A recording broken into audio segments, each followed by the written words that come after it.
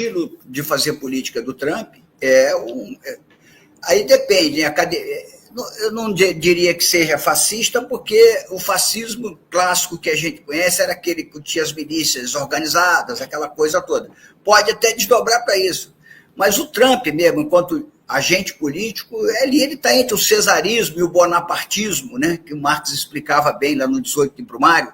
É aquele líder forte, que diz que vai resolver tudo é com ele, aí é mais ou menos a imitação do próprio Bolsonaro.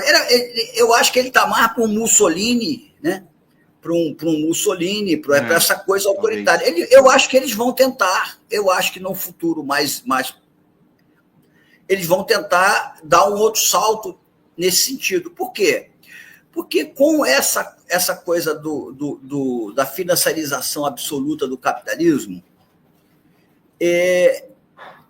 a tendência da criminalidade é aumentar muito, muito. O crime organizado hoje está no mundo inteiro, tá certo? Nos Estados Unidos, no mundo inteiro. Tráfico de drogas, tudo quanto é tipo de ilícito. Eles fazem um discurso mentiroso que vão combater isso. Vão fazer e acontecer, que nós vamos... Agora, não nos surpreenderemos se eles caminharem para transformar os países que eles lideram num Estado policial. É o que o Bolsonaro ia fazer aqui. Lembra, o Bolsonaro dizia, nas entrevistas antes dele ser presidente, que ele dizia: o grande erro do golpe militar de 64 foi não ter matado 30 mil. Né? Quando ele fala matado 30 mil, ele está falando não dos criminosos comuns, ele fala da esquerda. Da esquerda. Mas isso é um caminho, eles se dependem. Você vê que se você, toda vez que acontece um crime de algum bárbaro no Brasil, como aquele rapaz que morreu lá, o ciclista em São Paulo, você vai na rede social, os caras dizendo: precisamos de um Bukele aqui no Brasil. O Brasil precisa de um jeito de um Bukele. Porque, na verdade, eles querem promover prisões em massas, execuções, etc, etc. Então, não é uma... o neoliberalismo ou o ultraliberalismo, essa face do ultraliberalismo, que na minha visão ali, ele anda ombreado com o fascismo, eles vão romper com o iluminismo. O iluminismo kantiano, que deu origem que deu origem a essa democracia liberal que a gente vive hoje. E depois ficou que os Estados Unidos depois se colocou como guardião dela, após a Revolução Francesa, etc, etc. Por quê? Porque não tem condição.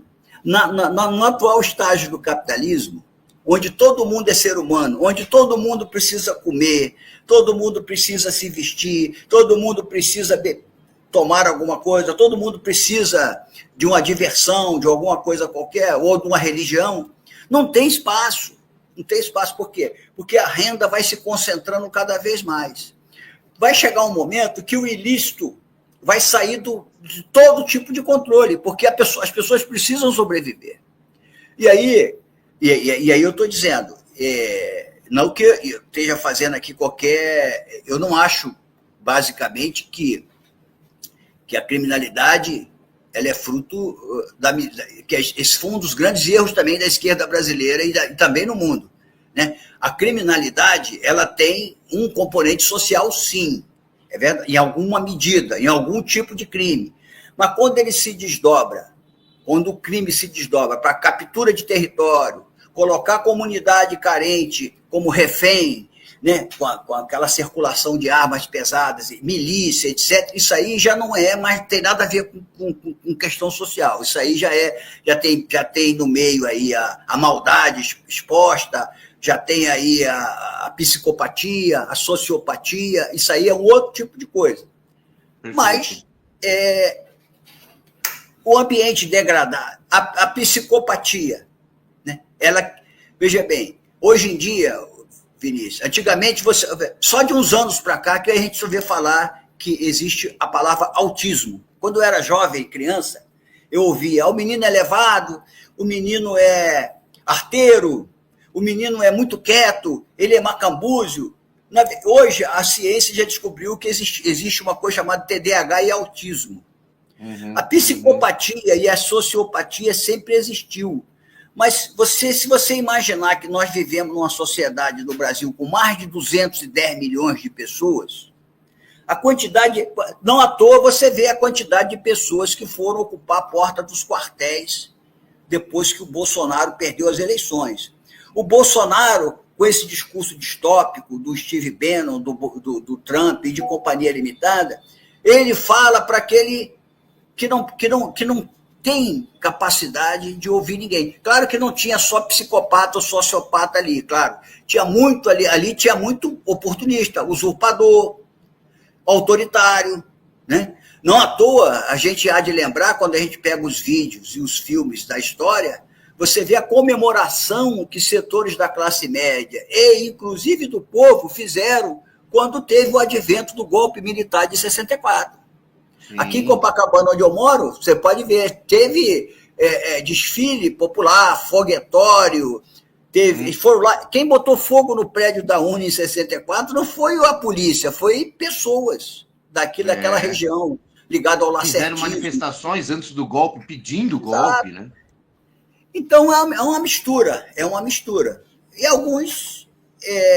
E outro detalhe, você vai ver que a maioria dos crimes de bárbaros que é cometido aí contra a criança, contra feminicídio, quando você vai na rede social do cara desse, você vê logo que ele se coloca como um cidadão de bem, como um patriota, etc. e tal. Isso aí já é um quê de psicopatia, né? Porque... Ô, Cantalice, mas deixa eu te fazer uma pergunta aqui, trazendo bem para o ambiente político brasileiro e para os desafios do campo progressista.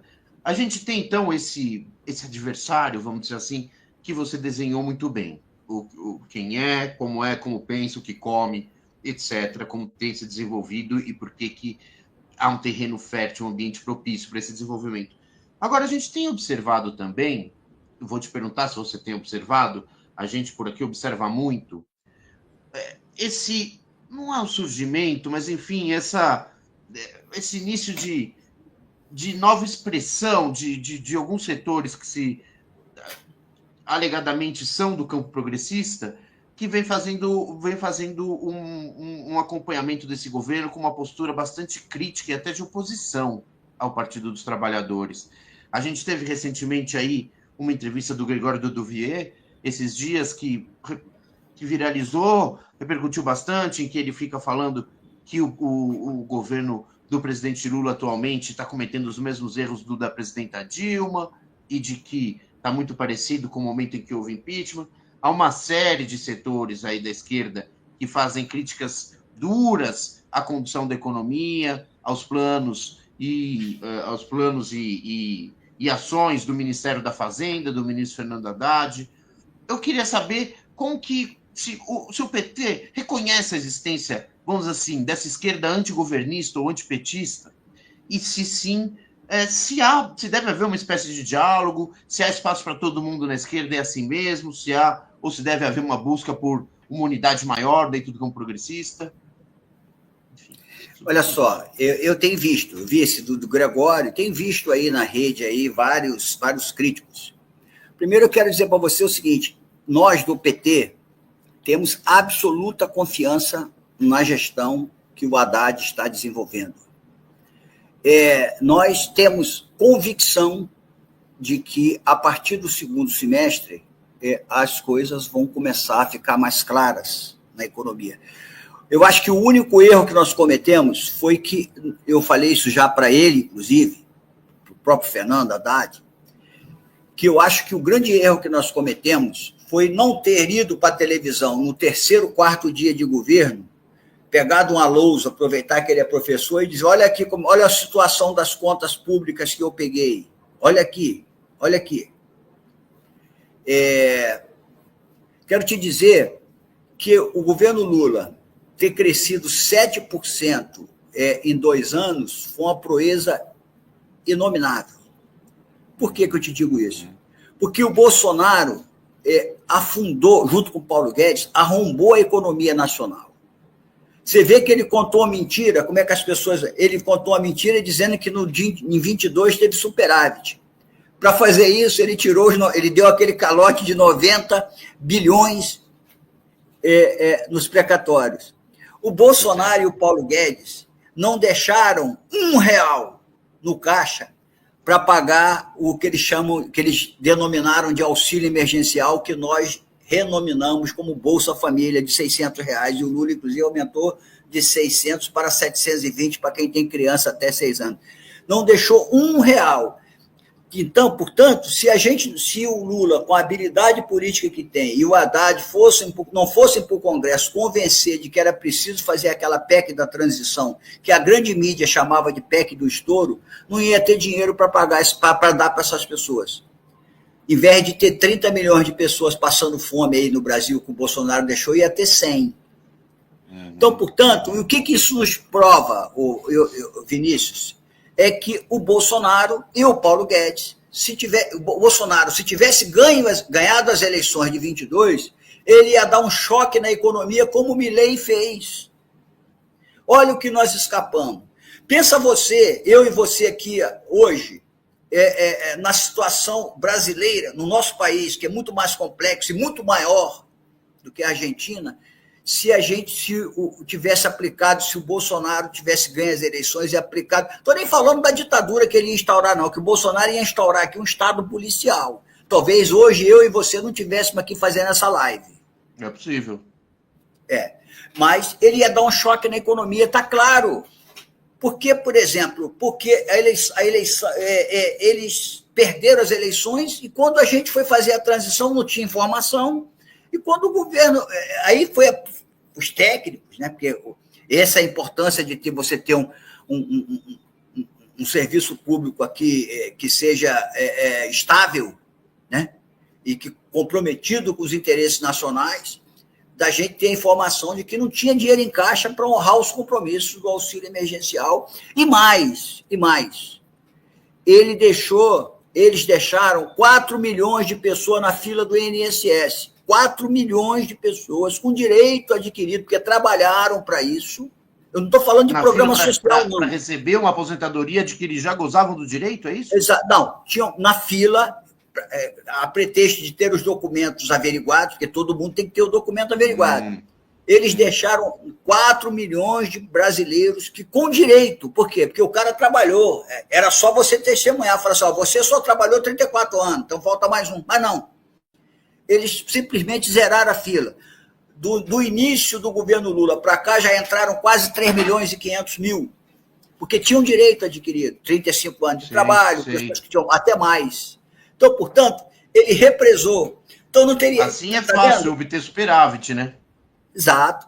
Porque para ele poder botar essa turma toda para dentro, para ele poder provisionar recursos para o Bolsa Família, ou ele ia propor uma PEC também, mas sabe por que ele não ia propor uma PEC? Porque como eles estavam eles é que tinham o comando do governo, eles teriam que ter mandado a lei orçamentária de 23, que quem mandou a lei orçamentária de 23 foi eles, já com esse provisionamento. A partir do momento que você identifica que não tinha isso, como é que eles iam resolver o problema? E é um choque na economia, não tenha dúvida. Primeiro, eles iam abaixar os R$600 para 200, como eles queriam, lembra? Eles queriam 200. Eles só botaram 6. E nós, a oposição, na época, nós trabalhávamos para que o auxílio emergencial fosse de um salário mínimo. Aí eles concordaram em botar para 600. 600. Eu acho que, para evitar uma catástrofe social absoluta, eles poderiam baixar aquilo para 200. E tentar de alguma forma, porque eles têm uma bancada grande, né? Poderiam conseguir isso. Mas a prova que eles iam dar um choque na economia à la Milei é isso. Essa o choque que você está chamando o choque à la Milei é um choque recessivo, é isso, em que o pobre paga a conta, né? Claro que não, corta tudo, é a motosserra do Milei. Não tem dinheiro para educação pública, não tem dinheiro para benefício social, congelou o salário dos aposentados, fez aquela maluquice toda que o Milei está fazendo na Argentina. Então, nós salvamos o Lula, a eleição do Lula salvou o Brasil dessa situação.